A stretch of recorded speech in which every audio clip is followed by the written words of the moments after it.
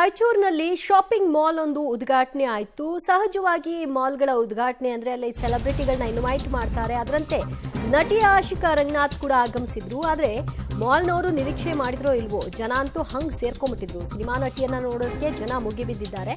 ಮುಖ್ಯ ರಸ್ತೆ ಸಹ ಟ್ರಾಫಿಕ್ ಜಾಮ್ ಆಗೋಯ್ತು. ಪರಿಸ್ಥಿತಿಯ ಕಾರಣ ಅಲ್ಲೊಂದು ಆಂಬ್ಯುಲೆನ್ಸ್ ಕೂಡ ಸಿಕ್ಕಿಬೀಳ್ತು. ಲಾಠಿ ಬಿಸಿ ತೋರಿಸೋ ಮೂಲಕವಾಗಿ ಜನರನ್ನ ಚದುರಿಸಬೇಕಾದಂತಹ ಅನಿವಾರ್ಯತೆ ಪೊಲೀಸರಿಗೆ ನಿರ್ಮಾಣವಾಯಿತು.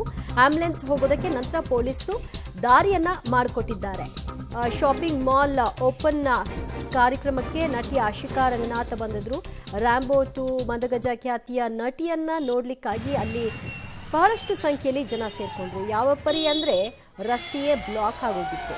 ಮುಖ್ಯ ರಸ್ತೆಯೇ ಬ್ಲಾಕ್ ಆಗಿದ್ರಿಂದ ವಾಹನ ಸಂಚಾರಕ್ಕೆ ವಿಪರೀತವಾದಂತಹ ಸಮಸ್ಯೆ. ಅಲ್ಲಿ ಆಂಬ್ಯುಲೆನ್ಸ್ ಒಂದು ಸಿಕ್ಕಾಕೊಳ್ತು. ಪೇಷಂಟ್ ಟೈಮ್ ಕರೆಕ್ಟಾಗಿ ಅವ್ರನ್ನ ರೀಚ್ ಮಾಡಬೇಕಾಗಿತ್ತು. ಆಂಬ್ಯುಲೆನ್ಸ್ನ ಚಾಲಕ ಅವರು ಒಂದು ರೀತಿಯ ಹೈರಾಣಾಗೋಗಿದ್ರು. ನಂತರ ಪೊಲೀಸರು ಅಲ್ಲಿದ್ದಂತಹ ಜನರನ್ನ ಚದುರಿಸಿ ನಂತರ ಆಂಬ್ಯುಲೆನ್ಸ್ಗೆ ಅವಕಾಶವನ್ನು ಮಾಡಿಕೊಟ್ಟಂತಹ ದೃಶ್ಯ ನೀವು ನೋಡ್ತಾ ಇದ್ರಿ.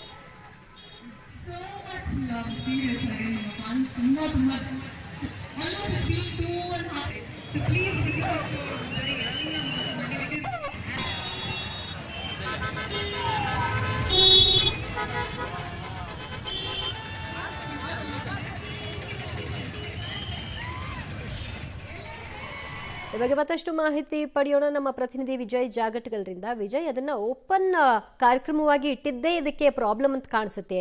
ಆ ಮಾಲ್ ಕೂಡ ಮೇನ್ ರೋಡ್ ಅಲ್ಲೇ ಇದೆ. ಅದನ್ನ ಮಾಲ್ನವರು ನಿರೀಕ್ಷೆ ಮಾಡಬೇಕಾಗಿತ್ತು. ಪೊಲೀಸ್ ಭದ್ರತೆಯ ವ್ಯವಸ್ಥೆಯನ್ನ ಮಾಡ್ಕೊಳ್ಬೇಕಿತ್ತು ಅಂತ ಅನ್ಸುತ್ತೆ.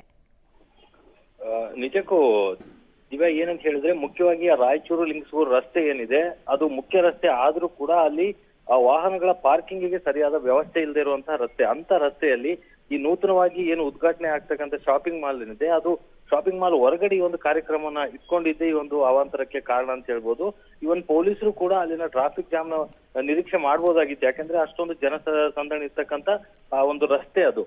ಆದಾಗ್ಯೂ ಕೂಡ ಏನು ಸಿನಿಮಾ ನಟಿಯನ್ನ ಕರೆಸಿದಾಗ ಅಲ್ಲಿ ಕ್ರೌಡ್ ಸೇರುವಂತದ್ದು ಸಾಮಾನ್ಯವಾಗಿ ನಡೆಯುತ್ತೆ. ಆದ್ರೆ ಇದು ಪೊಲೀಸರು ಕೂಡ ಎಕ್ಸ್ಪೆಕ್ಟ್ ಮಾಡಿರ್ಲಿಲ್ಲ ಅನ್ಸುತ್ತೆ, ಅಥವಾ ಆ ಅಂಗಡಿ ಮಾಲೀಕರು ಕೂಡ ಎಕ್ಸ್ಪೆಕ್ಟ್ ಮಾಡಿರ್ಲಿಲ್ಲ ಅನ್ಸುತ್ತೆ. ಅಷ್ಟು ಮಟ್ಟದಲ್ಲಿ ಜನ ಸೇರಿದ್ರಿಂದ ಸುಮಾರು 1 ಗಂಟೆಯ ಕಾಲ ಅಲ್ಲಿ ಟ್ರಾಫಿಕ್ ಜಾಮ್ ಆಗಿತ್ತು. ಹಾಗೆ ಆಂಬ್ಯುಲೆನ್ಸ್ಗೂ ಕೂಡ ಹೋಗ್ಲಿಕ್ಕೆ ದಾರಿ ಇರ್ಲಿಲ್ಲ. ಹೀಗಾಗಿ ಆಂಬ್ಯುಲೆನ್ಸ್ ನಲ್ಲಿ ಇದ್ದಂತ ರೋಗಿ ಕೂಡ ಪರದಾಡ್ಬೇಕಾದಂತ ಪರಿಸ್ಥಿತಿ ಎದುರಾಯ್ತು. ನಂತರದಲ್ಲಿ ಅನಿವಾರ್ಯವಾಗಿ ಪೊಲೀಸರು ಲಾಠಿಯ ರುಚಿಯನ್ನ ತೋರಿಸುವ ಮೂಲಕ ಅಲ್ಲಿ ಸೇರಿದಂತ ಜನರನ್ನ ಓಡಿಸ್ಬೇಕಾಯ್ತು.